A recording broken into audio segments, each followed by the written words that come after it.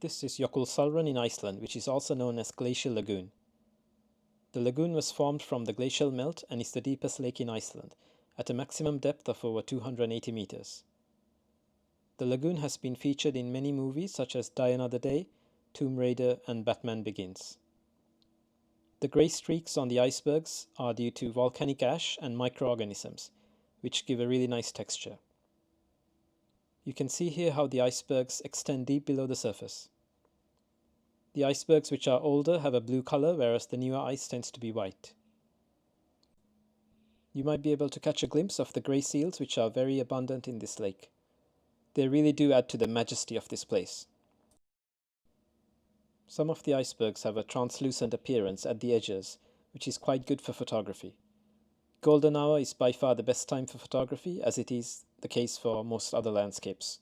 This photo is a zoomed-in view of the translucent iceberg with the sun setting behind it. It was taken with a 180 to 600mm lens. I used exposure bracketing with 3 images.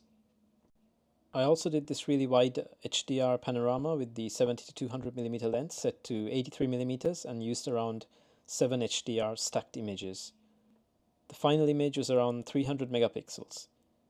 But the timing wasn't quite right for this panorama because I didn't get the golden glow that came half an hour later.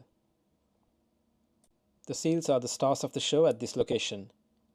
For the seals I used the 180 to 600mm lens. The videos were mainly shot at 8K 60fps and some of the clips were taken at 4K 120.